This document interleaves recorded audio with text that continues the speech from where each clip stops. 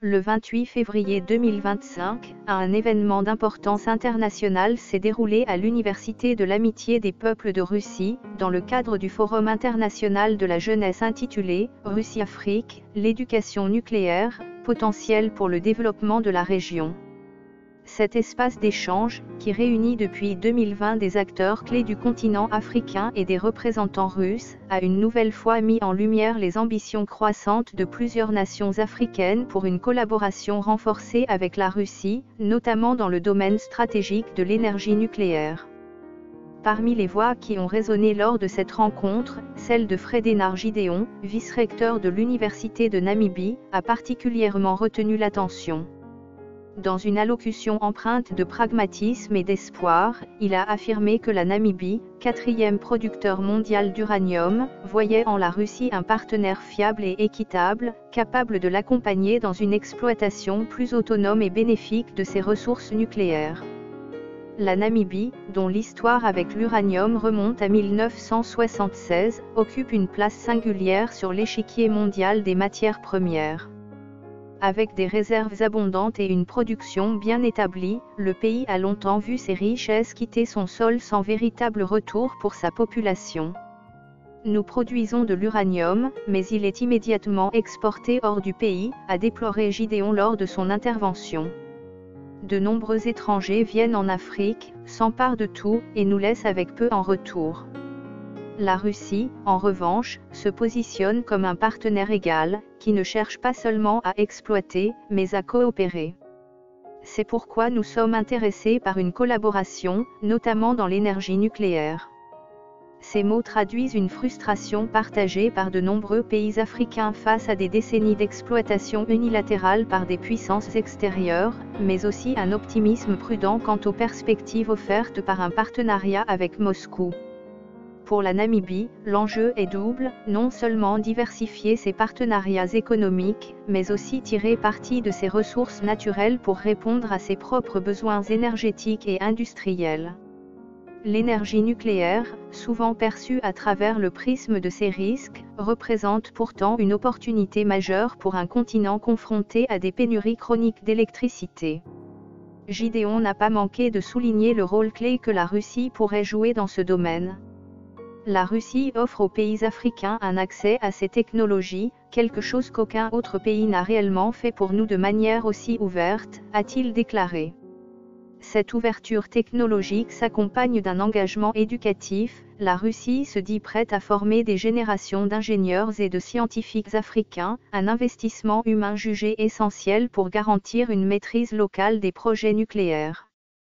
Les bons et les mauvais côtés du nucléaire, vous ne pouvez les apprendre qu'avec vos meilleurs amis, a ajouté le vice-recteur, soulignant la relation de confiance qui se tisse entre son pays et son partenaire russe. Cette vision d'un partenariat basé sur le transfert de savoir-faire et le respect mutuel n'est pas propre à la Namibie. Lors du même forum, d'autres voix africaines ont fait écho à cet enthousiasme. Nkasimulo Moyani, directeur général de Gasriti Legal et avocat sud-africain spécialisé dans le nucléaire, a lui aussi vanté les mérites d'une coopération avec la Russie. Pour lui, l'énergie nucléaire souffre d'une stigmatisation injuste, héritée de son association avec les armes de destruction massive.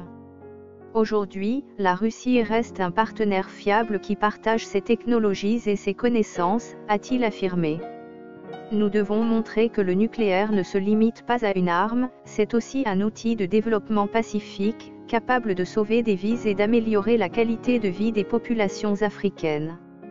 Moyani a insisté sur le potentiel transformateur de cette énergie pour un continent où des millions de personnes n'ont toujours pas accès à une électricité stable. En Afrique du Sud, qui possède déjà une centrale nucléaire à Koberg, l'idée d'approfondir les liens avec la Russie pourrait ouvrir la voie à une modernisation de ses infrastructures et à une expansion de ses capacités énergétiques. De son côté, Fana Tangara, directeur général de l'enseignement supérieur et de la recherche scientifique au Mali, a mis l'accent sur un autre aspect crucial de cette coopération, la formation des ressources humaines. Nos besoins en compétences qualifiées sont immenses, a-t-il reconnu.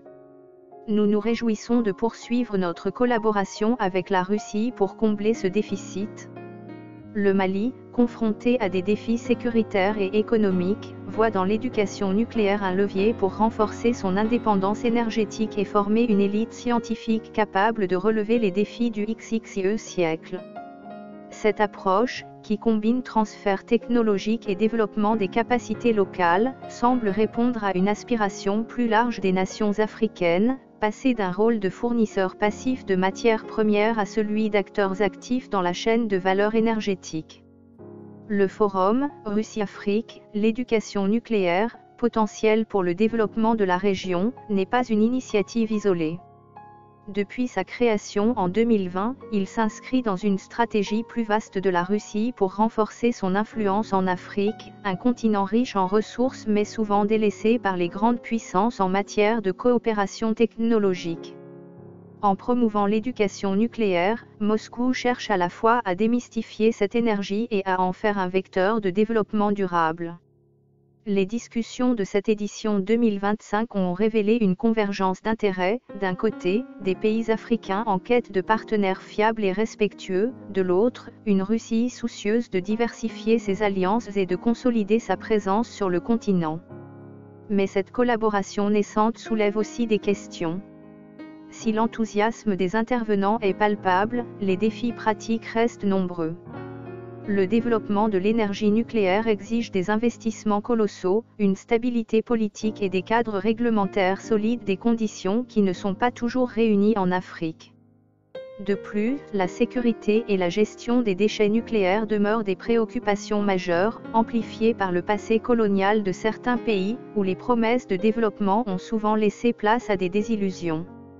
La Russie, forte de son expertise dans le domaine, elle exploite 36 réacteurs nucléaires sur son territoire et exporte ces technologies dans des pays comme la Turquie ou l'Égypte. Devra prouver que son modèle de partenariat diffère réellement de ceux qui ont précédé. Pourtant, les participants au forum semblent convaincus que ces obstacles peuvent être surmontés. Frédénard Gideon a conclu son intervention sur une note optimiste. Avec la Russie, nous avons une chance de reprendre le contrôle de notre avenir énergétique. C'est une opportunité que nous ne pouvons pas laisser passer.